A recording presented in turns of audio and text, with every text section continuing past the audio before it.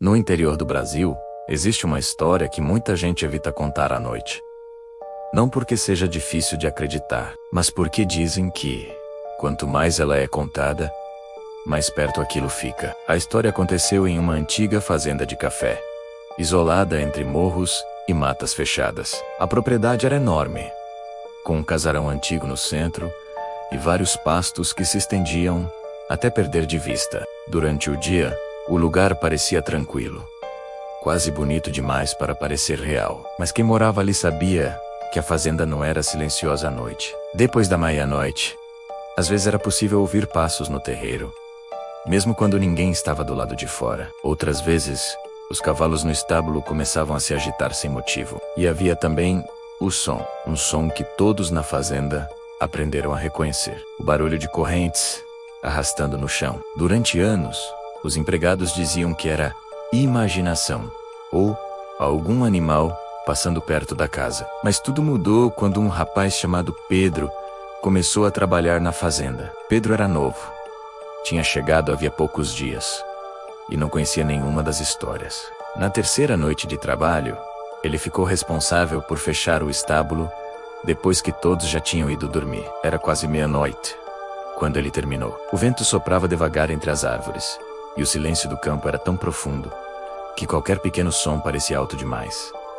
Foi então que ele ouviu um arrastar metálico, lento, como se algo pesado estivesse sendo puxado pelo chão. Pedro olhou ao redor. O som vinha do outro lado do terreiro, perto de um antigo galpão de madeira que parecia abandonado. Curioso, ele pegou uma lanterna e começou a caminhar naquela direção. A luz iluminava apenas alguns metros à frente, enquanto o resto da fazenda continuava mergulhado na escuridão. O barulho continuava.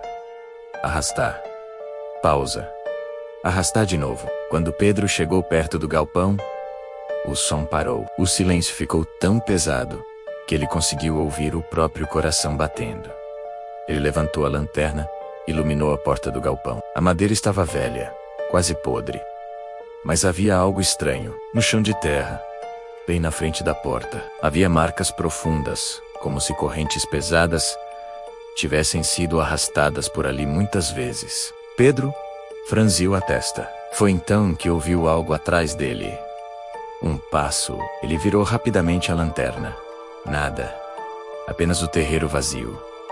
Mas quando voltou a luz para o galpão, a porta estava entreaberta. Pedro tinha certeza absoluta de que ela estava fechada segundos antes. Mesmo assim, a curiosidade falou mais alto. Ele empurrou a porta devagar. O galpão estava quase completamente escuro, exceto pela luz fraca da lanterna. Dentro havia ferramentas antigas, pedaços de madeira e correntes grossas presas a um grande anel de ferro no chão. Pedro se aproximou. As correntes estavam presas a algo que parecia uma argola de contenção, como se alguém tivesse sido mantido ali. De repente a lanterna começou a piscar.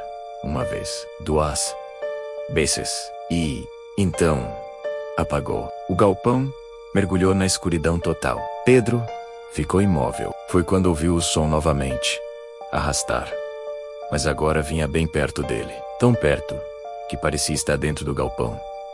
Arrastar. Mais um passo. Pedro sentiu algo gelado correr pela espinha. Então, ouviu um suspiro pesado, como se alguém estivesse respirando com dificuldade logo atrás dele. Ele correu. Saiu do galpão, quase tropeçando, e atravessou o terreiro até a casa principal. Na manhã seguinte contou tudo para o capataz da fazenda.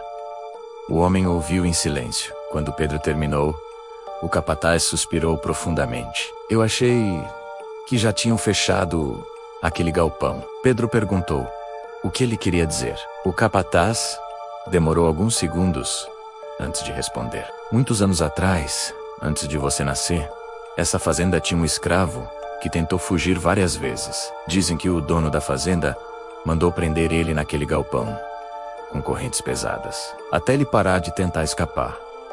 Pedro ficou em silêncio. E o que aconteceu com ele? O capataz respondeu, sem olhar para ele. Ninguém sabe exatamente. Só sabemos que um dia ele desapareceu. Pedro sentiu o estômago revirar. Desapareceu? O capataz assentiu. Mas as correntes Continuaram lá. Naquela mesma noite, Pedro tentou ignorar tudo aquilo, mas quando estava quase dormindo no quarto dos empregados, ouviu o som novamente. Arrastar, lento, pesado, passando pelo terreiro da fazenda. E então algo que fez o sangue dele gelar completamente. O som parou, exatamente em frente à porta do quarto. Por alguns segundos, não aconteceu nada, até que 3 batidas lentas ecoaram na madeira e logo depois, o som de correntes sendo puxadas novamente, como se aquilo tivesse procurando alguém para levar de volta ao galpão.